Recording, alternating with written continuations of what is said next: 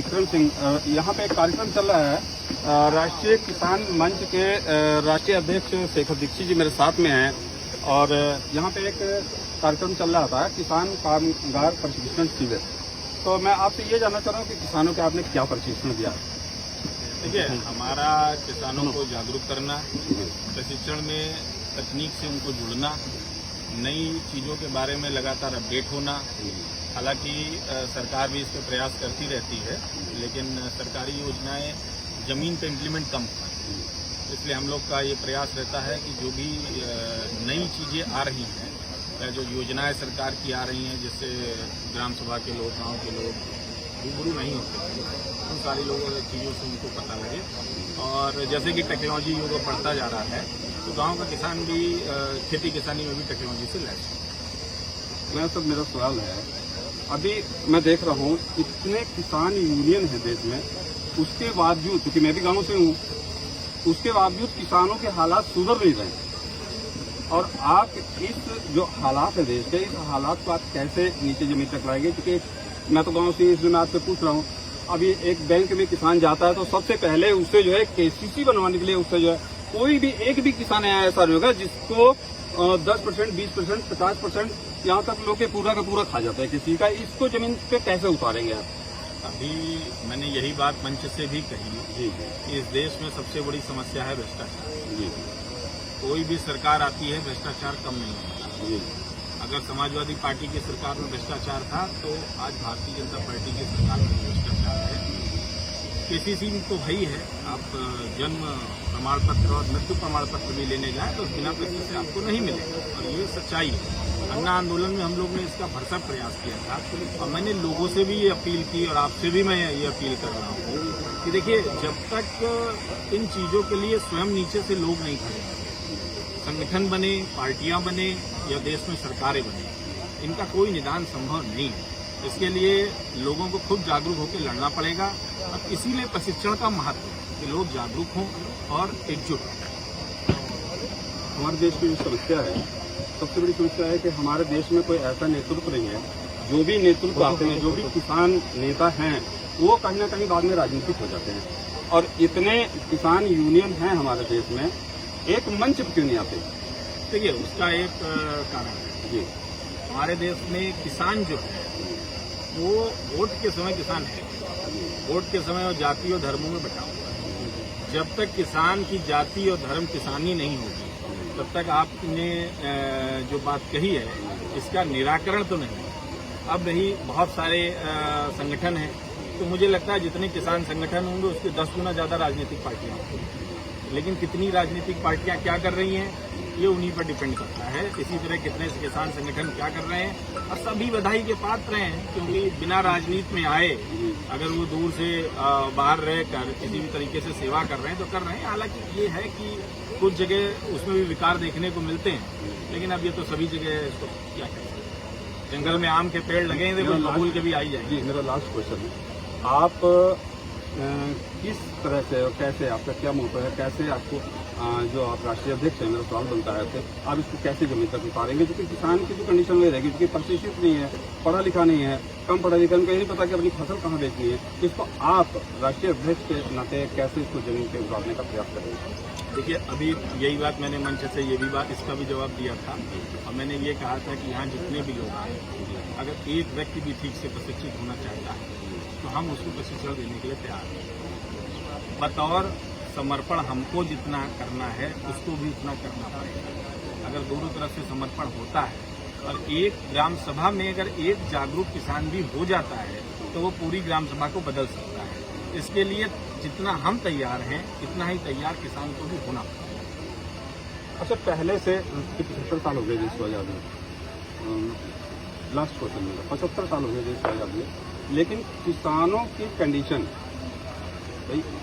मध्यम, कई प्रकार के, कई कैटेगरी किसानों के, लेकिन किसानों के हालात अभी भी सुधरे नहीं हैं। तो प्रेजेंट गवर्नमेंट जो है किसानों की विरोधी बताई जाती है, क्योंकि मैं भी किसान हूँ, मुझे भी लग रहा है, लेकिन मैं अपने मुंह से नहीं कहता। मैं आपसे जानना चाहता हूँ कि वाकई प्रेजेंट किसान विरोधी है सरकार या नहीं? मुझे 20 साल से अधिक अवधि हो गई।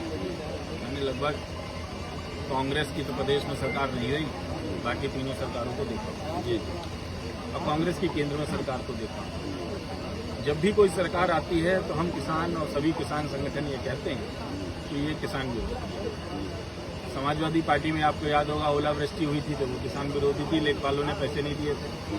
आपको भट्टा परसौल याद होगा मायावती के समय में, भी किसान विरोधी थी। आपको दादरी आंदोलन याद होगा मुलायम सिंह के समय में, भी किसान विरोधी थी। आपको उससे पहले के भी आंदोलन याद होंगे जो कांग्रेस के समय में किए गए, भी किसान विरोधी थी। बेसिक क्या है कि जब तक आप अपने आपको लोकतंत्र में स्थापित करने के लिए जाति और धर्म का सहारा लेना नहीं छोड़ेंगे, तब तक जो भी सरकार आएगी वो आपकी विरोधी ही होगी।